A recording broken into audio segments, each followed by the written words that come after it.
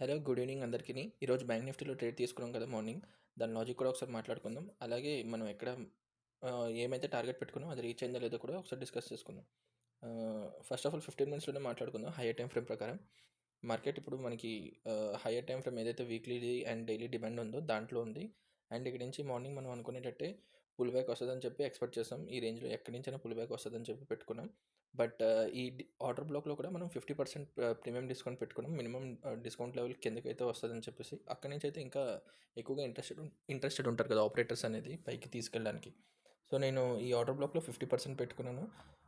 Market ఎప్పుడైతే gap down open అయిందో first క్యాండిల్లో sustain అయినట్టు చూపించింది. దాని తర్వాత వీక్నెస్ చూపించాక నేను ఎంట్రీ ఇక్కడ తీసుకున్నా.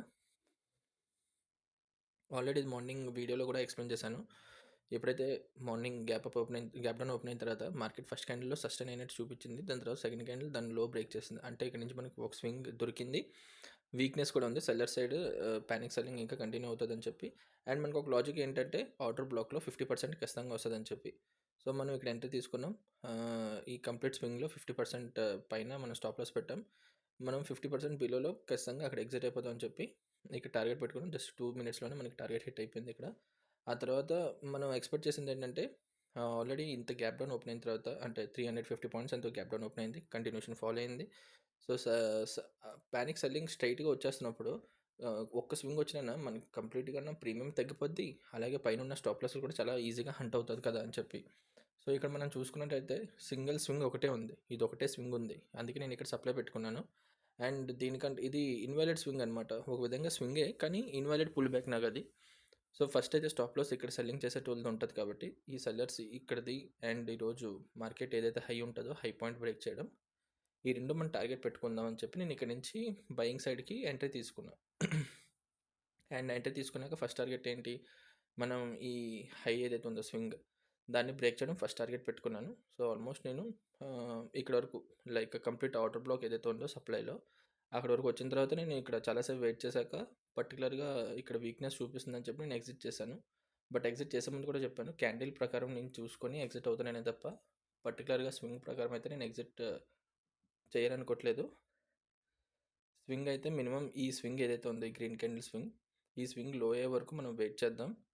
అదైతే బెటర్ అని చెప్పి అనుకున్నాం. బట్ ఇక్కడ వరకు నేను వెయిట్ చేస్తే నా ప్రీమియం కూడా తక్కువైపోతుందని ఫస్ట్ అయితే 60% ప్రాఫిట్ బుక్ చేసుకున్నాక మిగతా 40% నేను ప్రాఫిట్ ఎప్పుడైతే ఈ క్యాండిల్ బ్రేక్ అయిందో అప్పుడే నేను లో బ్రేక్ అయిన వెంటనే నేను ఎగ్జిట్ చేస్తాను. బట్ ఓవరాల్గా అబ్జర్వేషన్ ప్రకారం చూసినట్టయితే మనం ఫస్ట్ టార్గెట్ ఏదైతే ఉందో ఈ హై బ్రేక్ చేయడం, ఆ హై బ్రేక్ అయింది. అండ్ సెకండ్ టార్గెట్ మనం ఈరోజు గ్యాప్ అంటే హై ఏదైతే ఉందో అది కూడా బ్రేక్ చేయడం, ఆ రెండు టార్గెట్స్ హిట్ అయింది మనకి. ఓకే, సో తర్వాత మార్కెట్లో నేను అవైలబుల్గా లేను. ఇదంతా కంటిన్యూషన్. అండ్ రేపటికి మార్కెట్ ఎలా ఉంటుందని చెప్పి మనం కొద్దిగా డిస్కస్ చేసుకుందాం.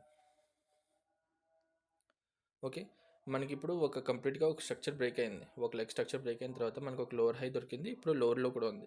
సో మనం ఇప్పుడు మళ్ళీ పుల్ బ్యాక్ అనే రీటెస్ట్ చేయడానికి ఖచ్చితంగా వస్తుంది కదా బ్రేక్ అయిన తర్వాత. సో మనం ఇక్కడ నుంచి హై నుంచి లో వరకు ఫిబ్ లెవెల్స్ పెట్టుకుంటే మనం 50%కి ఇంకా రాలేదు. మినిమం 50%కి వస్తే మళ్ళీ సెల్లింగ్ అనేది మళ్ళీ ట్రెండ్ కంటిన్యూషన్ చేయొచ్చు. మనకి ఇది వ్యాలిడ్ డిమాండ్ అంటే ఒక విధంగా హయ్యర్ టైం ఫ్రేమ్ డిమాండే తప్ప వ్యాలిడ్ డిమాండ్ అయితే ఏం లేదు. ఎందుకంటే ప్రీవియస్గా ఎప్పుడైతే మార్కెట్ ఇక్కడ నుంచి మార్కెట్ పైకి వెళ్ళిందో అదొక వ్యాలిడ్ డిమాండ్ నుంచి వెళ్ళలేదు.